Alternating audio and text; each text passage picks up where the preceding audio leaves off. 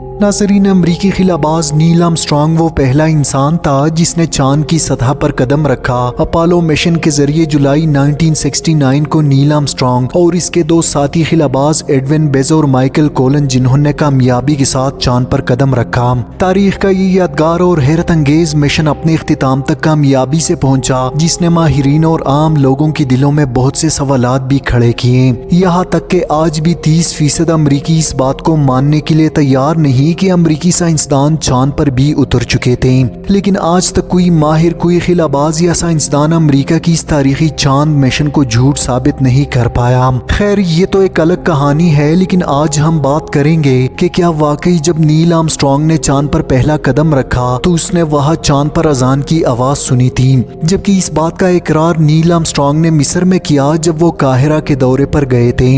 जब Neil Armstrong ने Cairo में अजान की आवाज सुनी तो फौरन कहा, ये वही आवाज है जिसे मैं चांद पर भी सुन चुका हूँ। जबकि इस वाक़ये के बाद नील आर्मस्ट्रांग ने इस्लाम कबूल किया। नाज़रीन, ये खबर पूरी इस्लामी दुनिया में जंगल में आग की तरह फैल गई, जबकि इंडोनेशिया, मलेशिया और कुछ अरब अखबारात ने भी इस खबर को एक अजीमुशान मौजज़ा करार दिया। पूरी इस्लामी दुनिया में ये बात मशहूर हुई कि साइंसदानों ने चांद पर भी अजान की आवाज सुनी है, मगर सियाने कहते हैं कि सुनी सुनाई बातों पर यकीन नहीं रखना चाहिए। जहाँ उस वक्त के उलमाए किराम और आम लोगों ने तहकीक किए बगैर इस खबर को बढ़ा चढ़ाकर मजीद फैलाया, तो दूसरी तरफ इस तूफान के दौरान हिंदुस्तान के मौलाना वहीदुद्दीन ने तज्ज़िये या तफसीरें करने या फर्ते अकीदत में शादियाने बजाने की बजाय एक ऐसा रास्त और सादा तर्ज अमल इख्तियार किया जो आदमी को वर्ते हैरत में डाल दे। नाज़रीन, मौलाना वहीदुद्दीन ने नील आर्मस्ट्रांग के नाम एक खत लिखा और खुद ही पूछा कि जनाब, क्या आपके साथ ये वाक़या रुनुमा हुआ और क्या वाकई आप मुशर्रफ बा इस्लाम हो चुके हैं? नाज़रीन, नील आर्मस्ट्रांग ने हक की तलाश में निकली इस मुहक्किक को जवाब देना जरूरी जाना, जवाबी खत रवाना किया, इस पर अपने दस्तखत सब्त किए, इन खबरों को खिलाफ वाक़या ठहराया और मौलाना का शुक्रिया अदा किया। जबकि अपने जवाबी खत में लिखा, जिसे आप अपनी स्क्रीन पर भी देख सकते हैं, मिस्टर वहीदुद्दीन खान, आपके खत का शुक्रिया।